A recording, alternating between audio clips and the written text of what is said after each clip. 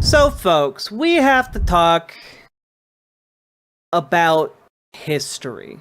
Because history is pretty important. It's a really necessary thing to understand history. You know, the people have said, you need to know history, the mistakes of the past, so you're not doomed to repeat them, etc., etc. You guys know the quotes, right?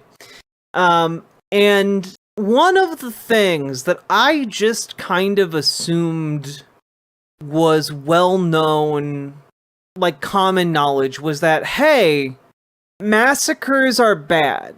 Now, I know when I say that massacres are bad, a lot of people are going to be like, well, yeah, Jack, of course massacres are bad. They are massacres. And one would think that that would definitionally mean that they are not good. However, there is a gap that seems to exist, at least in the American context, for massacres that were done by America, the United States government. And one of those massacres that I want to talk about today is called the Wounded Knee Massacre. Now, for those of you who don't know, the Wounded Knee Massacre, let's see, what year? 1890. Now, we're going to talk a little bit about kind of the events leading up to this. But essentially, there was a religious movement occurring around a practice called the ghost dance. Now, the ghost dance was popularized by an indigenous man who received a vision during a solar eclipse that really compelled him to speak out about this vision, where he saw essentially the ending of colonialism, the washing away of white people from the land, largely because of natural disasters. Essentially, that a kind of messianic vision of a figure coming to Earth and restoring peace for indigenous folks, right? And I am going to also say here that I am going to summarize this poorly, and I want to, in the future, do a better video on this, more in depth. But it's an important point to understand that Wovoka, and I'm probably not saying that name right either, who received this vision, preached universal love and acceptance and peace, right?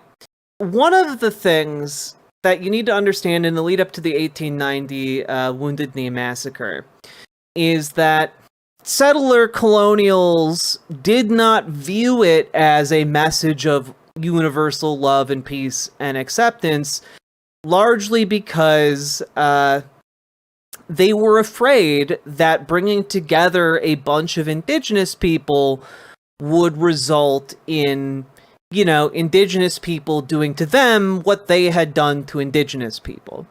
And basically, just the premise of the ghost dance movement was a call to all the indigenous communities, reservations, etc., to come together and do a dance, the ghost dance. And the idea being that if enough indigenous people came together, it would hastening the coming of this figure and a new age and the end of colonialism. What wound up happening, of course, was that settlers did not think that this was good and put together citizen militias and started killing indigenous people. And this, of course, the narrative that came out of these areas was not the narrative of indigenous communities who had been targeted by this settler violence, but instead the narrative of the settlers who were talking about how this was, and this is how they referred to it, the Messiah War. They referred to it as essentially, they think their Messiah is coming and we have to kill them to make them stop thinking that. Yes, it in a sense, Bregwen, you are correct. A lot of evangelical thinking of the time mapped onto ghost dance theology And the understanding that evangelical settlers had was that, because our religion involves like God coming and killing all the bad people and the good people get, to live, they thought it was the same thing. And it's not. The theology is very different on either side. Regardless, right?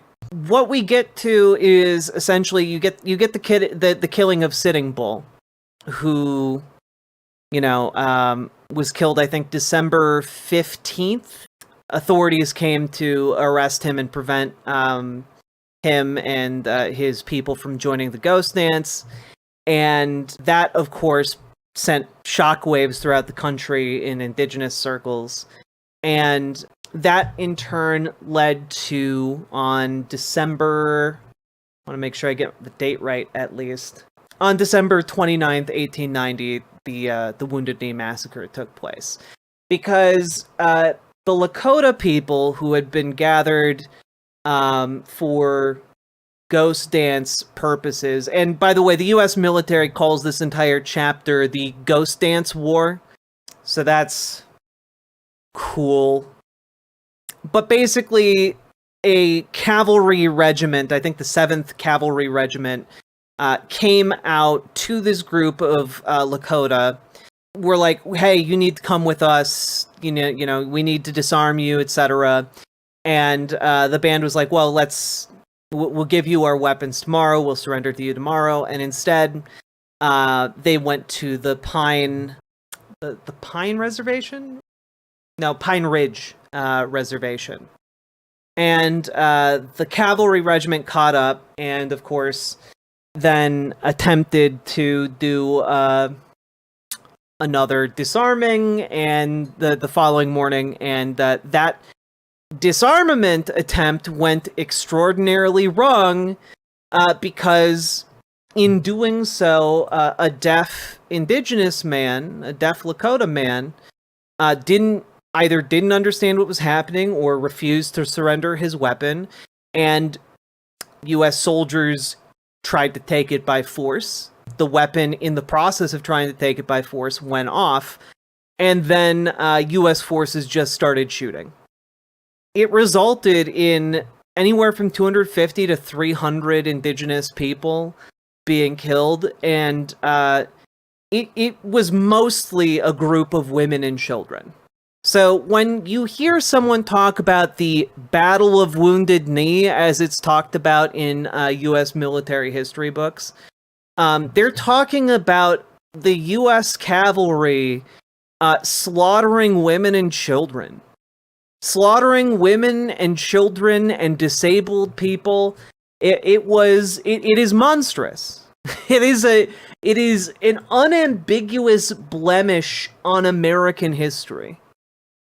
Let me put it this way, because a lot of people just don't get that when it comes to Indigenous people, the United States has been shitty towards Indigenous folks like the entire time. Like, to this day. To this day, U.S. national museums refuse to give back the remains of Indigenous dead. To this day. It was only in 2001 that the U.S. military basically said, oh, wait, we shouldn't have given out military awards to people who massacred women and children. 2001! 111 years later! 111 years later! It took until 1990 for, like, the U.S. Congress to go like, oh, yep, that was our bad. What? Yep, we agree. That massacre at Wounded Knee, that was our bad. And, like, I mean, like, the Indigenous rights movement is one of those, like, you don't get taught as much in U.S. public school. And, like, maybe some of you guys went to, like, a decent school. To talk about this a little bit more, the group AIM. Have any of you guys heard of the group AIM? I'm honestly kind of curious to see where you guys are at. Yes, I have. Okay, they're the American Indian movement. and they've been active for a very long time. You know, there's relevant background, but they got really kicked into high gear in the 1970s. And in 1973, they occupied the Pine Ridge Reservation, the site of Wounded Knee. And for 10 weeks, they were besieged by the U.S. government, with multiple of their members being shot or killed. And it is worth noting that this act, along with others like it, wound up being instrumental in passing legislation to at least try to repair Indigenous relations in this country. Like, let me pull up a basic timeline for you guys, just to kind of like get an idea, right? Yeah, until 1968 and the passage of the Indian Civil Rights Act, Indigenous people in the United States were not guaranteed right to free speech, press, or assembly, protection from unreasonable invasion of homes, right to criminal defense and a speedy trial, right to hire an attorney in a criminal case, protection against self-incrimination, protection against cruel and unusual punishment, protection against double jeopardy, right to a jury trial, equal law protection under due process. It's really difficult to put into words the level to which the humanity of Indigenous people in the United States has been under attack and denigrated by the U.S. government. Just in case you need any other thing to go by here. So this is from 1978, the American Indian Religious Freedom Act. What do you think might this act have done? Just out of curiosity. Just out of curiosity, what do you guys think this bill did? American Indian Religious Freedom Act.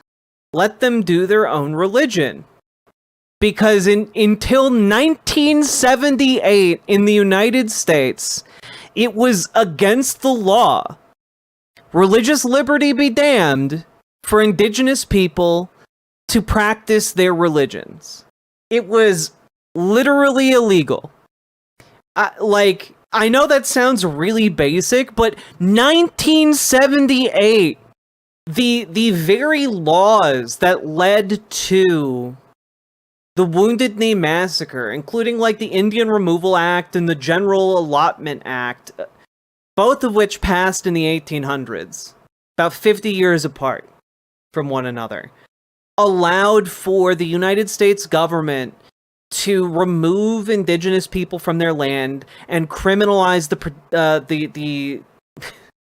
practicing of their religious ceremonies. So when you see different bits of history, right? When you start to like really think about, the ghost dance, and like how settlers at the time reacted to it as being like this threat to the nation, threat to their very lives.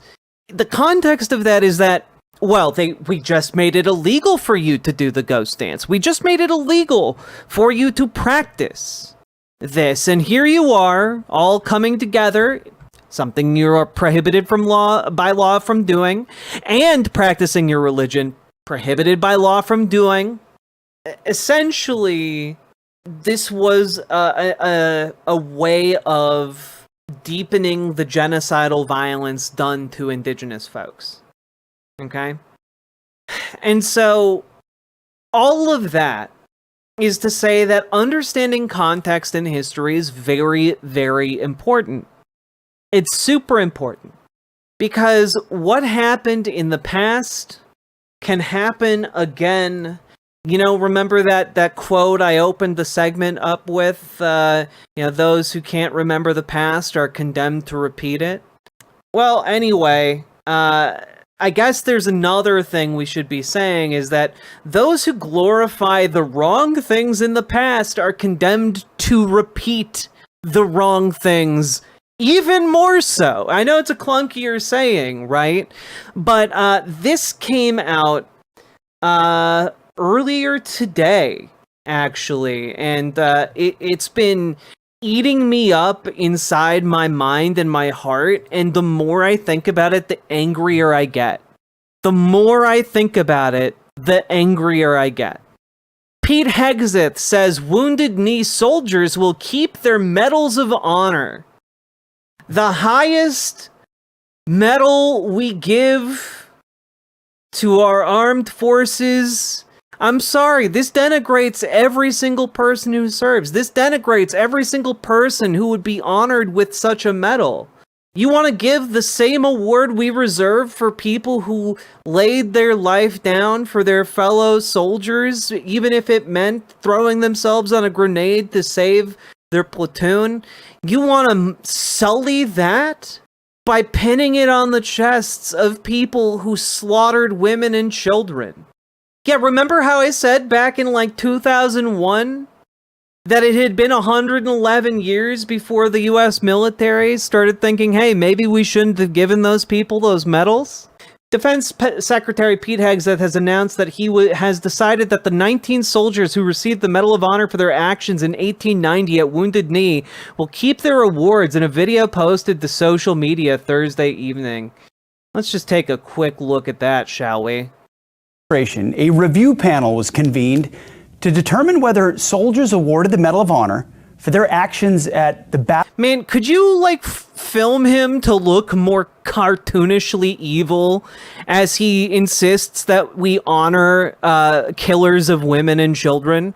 Like, this isn't like some abstract, like, oh, you know, you're just saying they killed women and children. No, the vast majority of the people killed at Wounded Knee were women and children. Can we just take a look real quick? Real fucking quick. Let's take a look. 250 to 300 Lakota people were killed and 51 wounded, 4 of whom were men, 47 of whom were children, many of whom died later. Pete Hegseth being determined to give the people who did a slaughter in the name of a race war medals completely tracks. Yep. Yeah, a full 19 soldiers were given the Medal of Honor. 31 Medals of Honor were given away for the campaign to suppress Indigenous people that, you know, contained the Wounded Knee Massacre. It's truly fucking awful. Battle of Wounded Knee should keep their medals. Now, upon deliberation, that panel concluded that these brave soldiers should, in fact, rightfully keep their medals from actions in 1890. The report was concluded in October of 2024. Yet, despite this clear recommendation, former Secretary Lloyd Austin, for whatever reason, I think we know, he was more interested in being politically correct than historically correct, chose not to make a final decision. Such careless inaction has allowed for their distinguished recognition to remain in limbo until now. Under my direction, we're making it clear without hesitation that the soldiers who fought in the Battle of Wounded Knee in 1890 will keep their medals. And we're making it clear that they deserve those medals. This decision is now final, and their place in our nation's history is no longer up for debate. We salute their memory, we honor their service, and we will never forget what they did. It's just, you know, like, I don't know how to put this into words. Like, one thing to know about all of this is that this isn't even, like, we had pictures. We literally have pictures of spotted elk in the aftermath of this. Because this wasn't that long ago. We had picture technology. This is the aftermath of a massacre. They left him there in the snow. Just a bunch of freezing women and children, elderly, the infirm, freezing. And because the US military got scared of a deaf man holding a rifle, they killed hundreds of people. Yeah, this occurred in December, folks. We're not just talking like, oh, it's just a hunky-dory spring day. No, it's wintertime. These people are destitute, they have nothing, and they are frozen. And for the crime of being inconvenient to the state, they were massacred, butchered. And even to this day, in 2025, 135 years later, our country still is married to the idea that massacres of predominantly women and children are the kinds of stuff that we should honor with our highest military medals. It is heinous. Yeah, the AP adds, after the fighting, medals of honor were given to 19 soldiers from the 7th Cavalry Regiment, and their awards cite a range of actions, including bravery, efforts to rescue fellow troops, and actions to dislodge Sioux Indians who were concealed in a ravine. The event became a celebrated part of the regiment's history, with its coat of arms still featuring the head of a Native American chief to commemorate Indian campaigns, according to the Military Institute of Heraldry. Yeah, it is truly just disgusting, and I have no words for it.